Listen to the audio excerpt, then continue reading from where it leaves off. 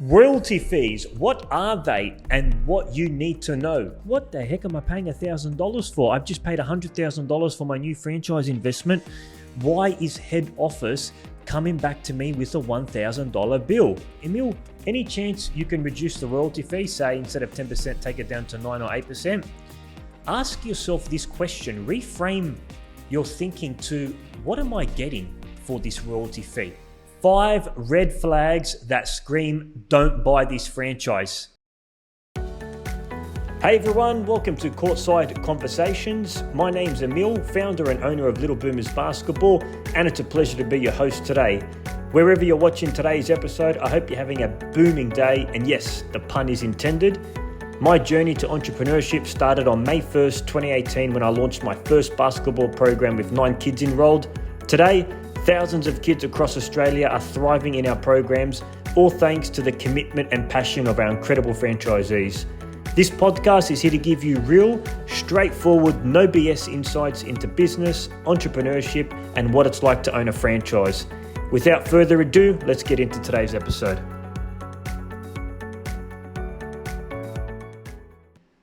Royalty fees, what are they and what you need to know? Okay, story time. You just purchased your first franchise for $100,000. You took out a bank loan, you borrowed all your money, and you're nervous but you're excited because you're a business owner and you're about to start your first franchise. The following month, you get an email from head office. Invoice, what's this for? I've already paid my franchise amount. Royalty fee due for February, $1,000. And then all of a sudden now, the blood rises. You're like, what the heck am I paying $1,000 for? I've just paid $100,000 for my new franchise investment. Why is head office coming back to me with a $1,000 bill? Okay, so let's talk about what royalty fees are and what you need to know. We don't want you to be in that situation, do we, guys? So I want to talk about why do we have to pay royalty fees, because a lot of people will come up to me, Emil, if I'm paying $100,000 for this investment, why am I paying an ongoing royalty fee? So guys, what you need to understand is as a franchisor, we've developed over time intellectual property. We've spent countless amount of dollars on marketing, on building a brand, creating a website, getting a good social media presence, and really building the intellectual property of the business. The royalty fee is a fee that you, the franchisee, pay to use all the intellectual property that we've built over, which should cost really over hundreds and thousands of dollars because this stuff isn't cheap to create. It's a fee that you pay ongoing to use all of our intellectual property. And I want to really explain something to you because there's a misconception out there in the world, right? Like we look at a franchise company and we see, my goodness, they've got 50 franchisees. Each franchisee paid $100,000. They've got $5 million in franchise income and they've got royalty fees. Wow. The franchisor must be on a yacht, in the boat, or in Dubai. That couldn't be further away from the truth. If I tell you as a franchisor, if I go over some of the expenses we have in our line items to run a successful franchise network, here's a couple to name a few. You've got an operations manager to support the franchisees. You're at least looking at 80 to 100K a year. You've got rent that you need to pay for your head office. You've got website costs. If you've got a really professionally run website, there's a lot of costs incurred for that. You've got network marketing. You need to hire a digital marketing agency to continuously promote content on socials, capture good content at classes. That comes at a high fee. You've got an admin support team. I mean, we've got 2 full-time admin support officers here to help the franchisees if they're stuck. If you actually go line item by line item, you'll see that these costs add up to an incredible amount of money for the franchisor. So the royalty fees that you, the franchisee, pays helps cover all of these support networks that the franchisor is providing. Now, a successful network should have these things. So let's talk about, now that we've spoken about why do we need to pay the royalty fees, let's talk about the 3 different types of royalty fees. So there's really 3 buckets of royalty fees. The first one is a fixed amount that the franchisee pays per month. For example, $800 per month paid by the franchisee. It's fixed. It doesn't change if you turn over $1 million in 1 month or $1 in 1 month. It doesn't change. It's fixed. The second one is a percentage of sales revenue. For example, 10% royalty fee on sales revenue. If you turn over $1,000 in 1 month, the franchisor get 10% of that, which is $100. This is my favorite type of royalty fee, and I'll tell you why in a second. And then the third bucket of royalty fee, some franchise companies have a combination of both to protect themselves.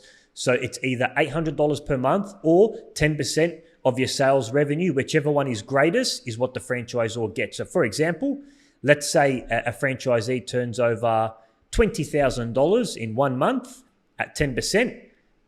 If at 10%, that's $2,000 or $800. In this case, the franchisee will get charged $2,000 because that's greater than the $800 per month. So it really protects them either way.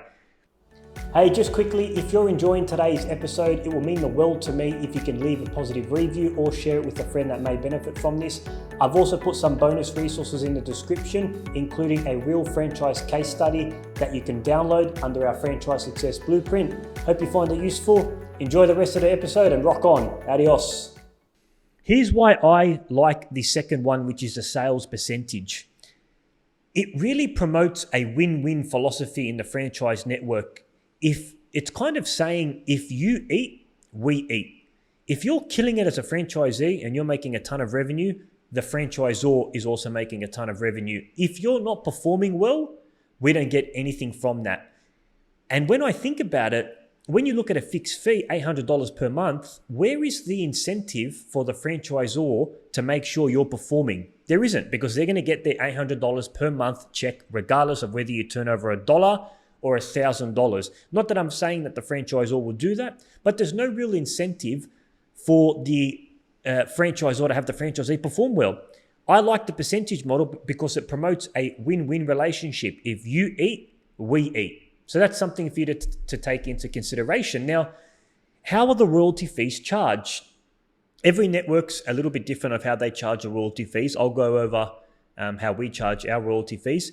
So some networks charge it instantly. So for example, with us, if a parent pays $200 for the program, $20 comes back to head office. So we do a 10% royalty fee, and the balance of $190 goes into the franchisee account.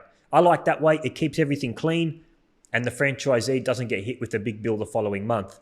Some franchise networks tally up all the revenue that the franchisee generated in that month. For example, let's say they turned over $2,000. Then the invoice will be for $200 the following month. Something that you guys need to do, and I don't see this done enough, before you come into a franchise network, a lot of people will do their P&Ls, their projections, to see if the investment is worthwhile. Make sure you're factoring royalty fees in your P&L or projection calculations. For example, if you're calculating rent, staffing cost, everything, make sure you have a line item for royalty fees. If you're saying that you think you're going to turn over $100,000 in your first year as a franchisee and the royalty fee is 10%, take out $10,000 from that top line because that's going to the franchisor. That way you can plan and get a more accurate depiction of the financial health of the business. So a little bit of a nugget for you to take away. Lastly, guys, a question that we get all the time, and I just want you to reframe your mind or how you think about this. I'll get people say to me, Emil, any chance you can reduce the royalty fee, say instead of 10%, take it down to 9 or 8%? Imagine you're a franchisee and you just came into the network at a 10% royalty fee. And then the franchisee right after you came in at 7% and you found out. How would you feel knowing that somebody came in right after you and got a 7% royalty fee when you're paying 10%? You'd be mad. You'd be pissed, wouldn't you? I mean, if I was a franchisee, I'd be mad. I'd be furious. I mean, why the heck's this guy getting this special treatment? Both him and I paid the same amount of money, didn't we? So you need to take into consideration that us as a franchisor, we don't like to do special treatment. We treat each franchisee equally. What we do for one, we need to do for the other. And rather than saying, why am I paying royalty fees? Ask yourself this question. Reframe your thinking to, what am I getting for this royalty fee?